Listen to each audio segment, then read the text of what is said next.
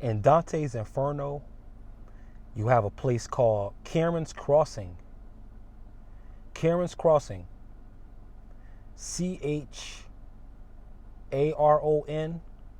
or Chiron.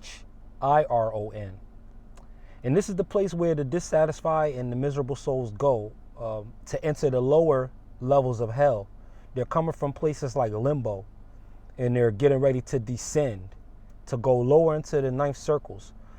Why this is pertinent in human society today, the genius that Dante Alighieri was, you have in society what is called a Charon, and is symbolized by a person who would just complain. It started off in the stores, a person who complains about this item, complains about that item, and the like. The Karens are the ones who start all the riffraff. They're starting all the drama. They're making all the waves. They're causing all the controversy. They're the idea and the impetus behind all of the dramedies, all of the shows where it's just drama on top of drama on top of drama. It's like 100 degrees today, so every now and then I'll just dab so I don't be looking like I'm in the fourth quarter of a championship basketball game. It's pretty warm today. These Karens, they complain. They're symbolized by complaining. In Charon's Crossing, according to the Dante black comedy of his Inferno, these lead one deeper into darkness. See, it starts with complaining. Complaining, again, you're working your magic. You're working your manifestation again, even if you don't want to, because you're choosing to complain. And whatever you pay attention to will multiply, and you will attract it. And I get it. It can be addictive to find the wrong stuff, because something to complain about will always be at the workplace. Something to complain about will always be at the school. Something to complain about will always be in the car on the way somewhere. There's always going to be somebody in traffic that will cause a reason to complain. There's always going to be some coworker, some friend, some family member that's going to lead you to complain. While it's okay to acknowledge the scenario, you can acknowledge what's happening. You can make a commentary on it in terms of just the simple acknowledgement, but you don't want to delve into it where that's taking up 90% of your conversation either. You don't want to go from this person being bad and then all of a sudden you start going down the whole list of everybody who did you wrong. What's going to happen is you're going to attract more people who do you wrong without you knowing it. Because you're going to get, and a lot of people that's deep into the Karen life, they get a high. They literally get high off complaining. And they get high off conflict. Literally, high and drunk off drama is real. Chemical processes do take place in the body that even while destructive, it is still addictive to the person because they're used to that rush, that surge, that energy. They need that boost. And they're not smart enough to exercise. They're not smart enough to walk around the track, to jog around the track. They're not smart enough to do a sit-up or a push-up or a jumping jack. No, they want to get their heart rate up by causing drama, by starting fights, by starting discord. This is their food, like the scriptures say, the bread of wickedness, the bread of deceit, the wine of violence. This is what they eat and drink. They eat and drink drama. They're on a drama diet. They're on a drama diet. These Karens who are in Charon's Crossing. Oh, I had to wrap the moonstone around my hand to show the nightly deed that we are working darkness. Make no mistake about that. But not darkness to spread evil, but darkness in terms of making a person aware of the things inside of them that they're typically unaware of, that go unnoticed, that go subliminal. That kind of dark, the unmanifested, the pre-manifested. We're just dealing with the energetic state of things, the energetic nature of things, the blackness, what was once referred to as the void, but it's not. It's a vortex of triple black energy, the energy that fills all things, both seen and unseen, in any universe, multiverse, omniverse, etc. These Karens, they represent the negative end of the pole. They seek to complain. They seek to complain. Complain. There's a scene in the movie called Judgment Day with with Dennis Leary from back in the days, co-starring Emilio Estevez, Cuba Gooding Jr. I think Stephen Dorff was in it. And I can't remember the other guy's name, but there was a couple of fellas in it. One of the scenes, the head villain kills one of his cronies and drowns him. And while he's drowning him, he's going over this whole diatribe about how he hates complaining. And this scene is taking place in a sewer, in a lower level than the surface. You get the symbology behind that using in the movie's called Judgment Night. It's called Judgment Night. So in this darkness of judgment, in this dark realm where we judge, be careful that when you're making your comparison and your contrast, that you're not leaning on the opposite too heavily. Just weigh it equally, just like you will weigh good. But be pro and be polarized more toward what you want, though. Don't just go neutral, because subconsciously you can swing to either end against your will and not even know it. So make sure that you do polarize yourself toward what you want, whether that be light or darkness, good or evil.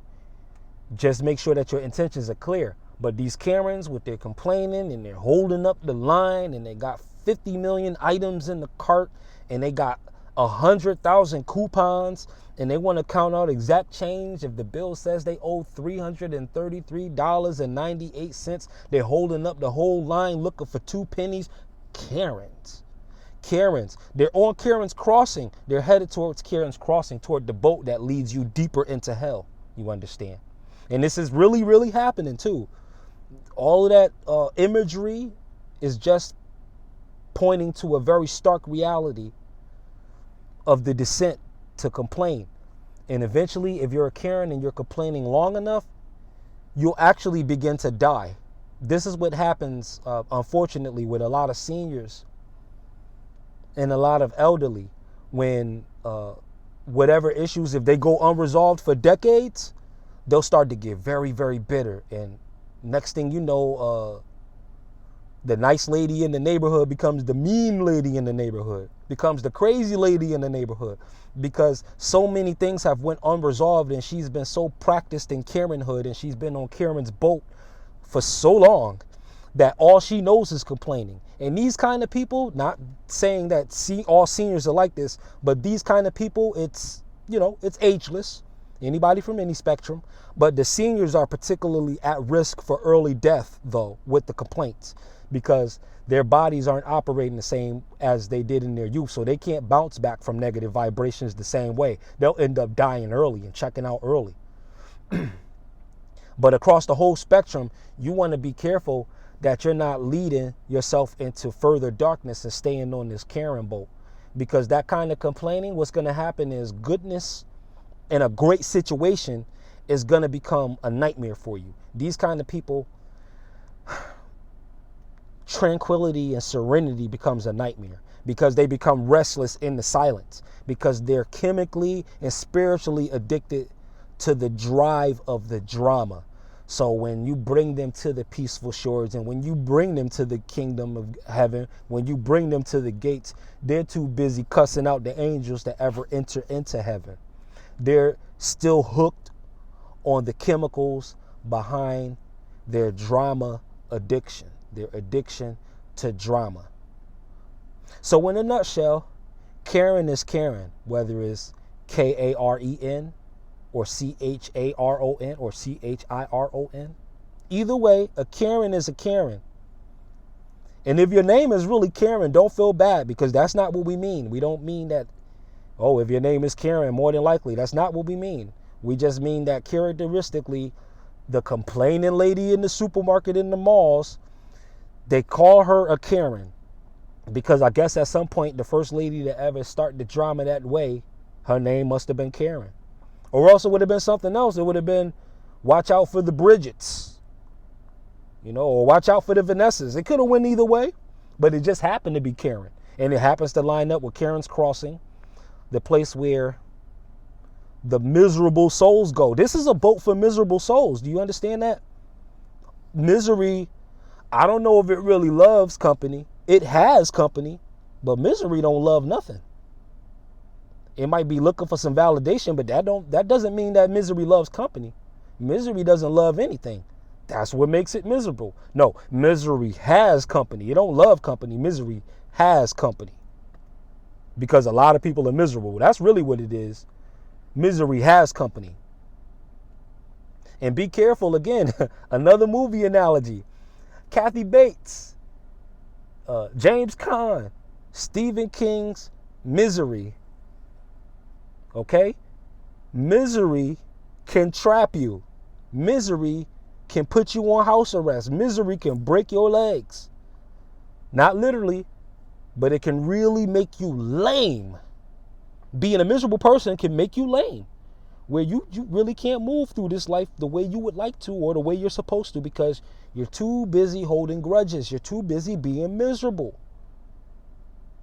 And what did my favorite line in that movie too, speaking of misery, is everybody's probably the only thing they probably remember from the movie, when she's getting ready to hobble him and she got that hammer and he's screaming, he's saying, please God, no, please. And she's saying, it's for the best. You know what I mean? So sometimes the primordial overarching spiritual force sometimes has to hobble you and cripple you somewhat to slow you down from attracting the wrong things that'll lead to your destruction. And at times you're going to have to be circumstantially hobbled. Because you've been on misery's boat for too long, on Charon's crossing for too long. That boat is not leading to the Bahamas, okay? That boat is not leading to St. Thomas. It's not leading. That boat is not going to lead you to the islands. That boat is leading you to the abyss and to lower levels of hell. So whenever you see a circle of miserable people, one guaranteed way to make sure that you don't become the lead person in a circle of pain is that you examine your own life anytime you see somebody complaining. You look at your own life and make sure that you're not over complaining in some area of your life, because before you know it, you're going to be on that boat. And once you get on that boat, getting off is going to be tricky, because the water is basically fire. It's basically ink. It's basically darkness, the abyss. To jump out the boat would just land you deeper in hell anyway. Better to not be on the boat in the first place than to be on Charon's crossing and try to all of a sudden give birth to gratitude when you've been living a lifetime of complaining.